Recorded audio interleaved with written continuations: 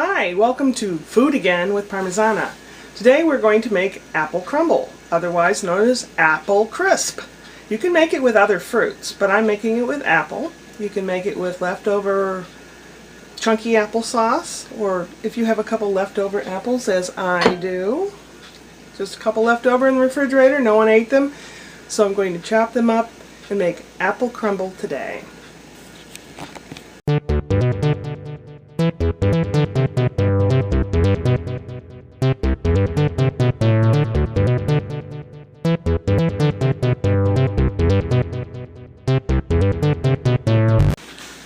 First I'll show you how to put the topping together. We have a 1/4 cup of butter. I like using my little Cuisinart baby food processor. It's the neatest little gadget. Butter. So we've got a 1/4 cup butter, 1/2 cup brown sugar, 1/3 cup flour. It asks for 1/3 cup oats, but I'm going to mix this up first and then mix the oats in by hand. 1/2 teaspoon cinnamon.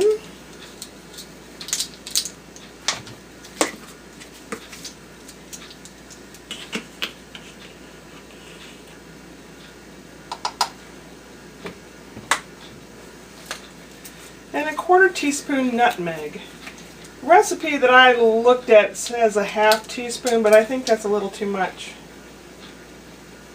So a 1/4 teaspoon of nutmeg. You can do it to taste. If you like a lot of spices, do so. And we'll put the cover on. And pulse this a few times.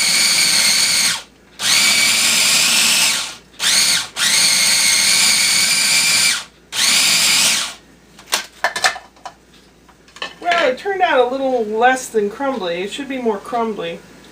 Let's put the oats in. Let's see what happens. Give it a couple little boops. Boop, boop, boop, boop, boop, boop, boop, boop, boop, boop, boop. You can put more oats in if you wish. I know, it's still plugged in, and I shouldn't put my fingers into any kind of appliance that's plugged in. That is important. I take it off of here. That way it can't possibly turn around. Okay, well, we'll put this on the apple mixture. I think I might put some more oats in here.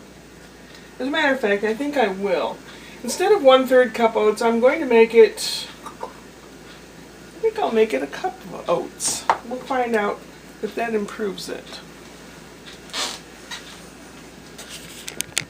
Yes, I will alter the recipe. It's 1 cup of oats. It's supposed to look kind of crumbly, like sawdust. And it does look like wood chips. But the butter will melt and cook on top of the apples. Now I'm going to do the apple part. Alrighty. You don't have to peel your fruit. I do. I think for me it will cook more even. And no, I can't peel the whole apple in one go like I've seen some people do, which is pretty cool. We'll get these peeled, and then I'll chop them and put them in the pan and show you what I do from there.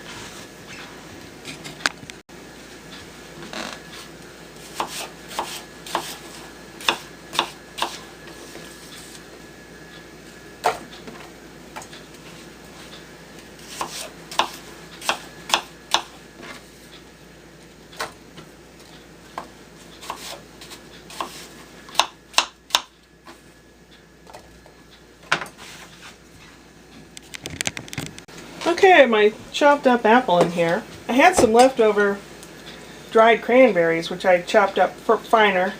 I put those in there. I have a recipe for cranberry walnut apple pie, which is really yummy. Of course, you can add little bits and pieces of just about anything. They work as well as if you put raisins. You could put raisins in here. Okay, into this, I shall put, I don't know, about a 1/4 cup of sugar. more or less if you like it sweeter or not. I prefer it less sweet. Besides, the topping's got a lot of brown sugar in it. Some nutmeg. Not a whole lot. Nutmeg goes a long way. And some cinnamon. That goes a long way also. Let's see what else. A little bit of flour or cornstarch. So you have to reach way over here to get the flour.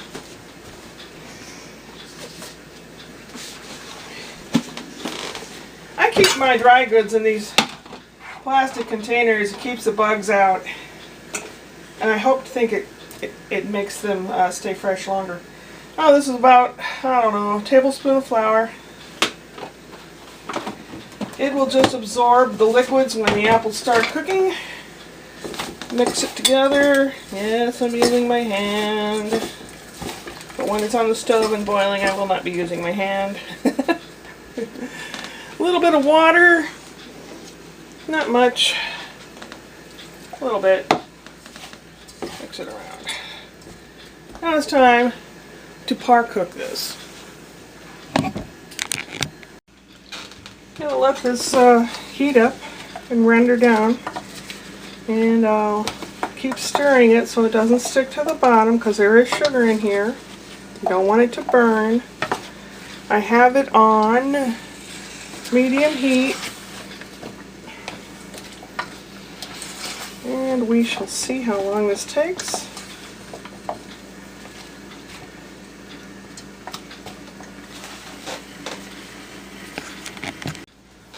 It's been 6 minutes and it's nearly there. The apples are just about half tender, which is where we want them to be. And it just occurred to me, after standing here, being heated up, that you could do this in the microwave. I think we're done here with this cooking on the stove business. See, the cornstarch or the flour has thickened up the juices from the cooking fruit.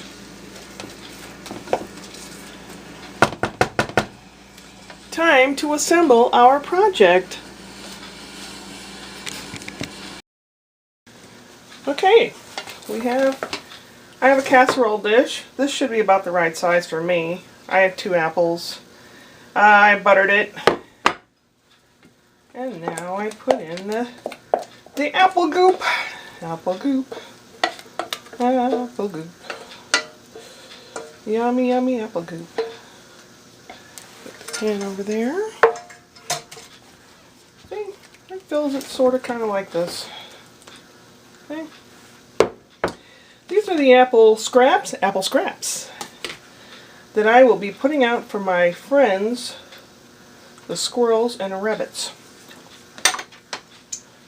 Now, see if I can do this without making a big old mess. This is our crumbly part. This might be actually too much crumble for the amount of fruit I have.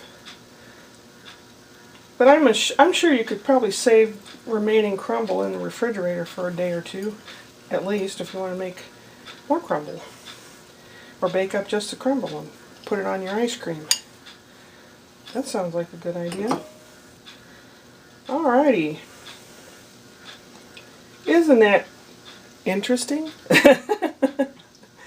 Now put this into a 375 Fahrenheit oven for about 30 minutes, 35, until this gets kind of crunchy on top. And then we'll let it cool and we can eat it. Well, it looks kind of gloopy, doesn't it? I'll let it cool a little bit. It was still bubbling when I put it there just a moment ago.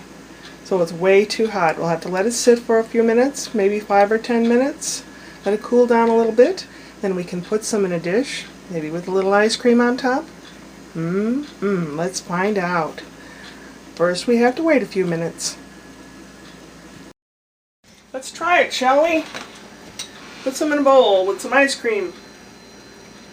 A little ice cream, little apple, little crunchy, little cranberry. Let's try it, shall we?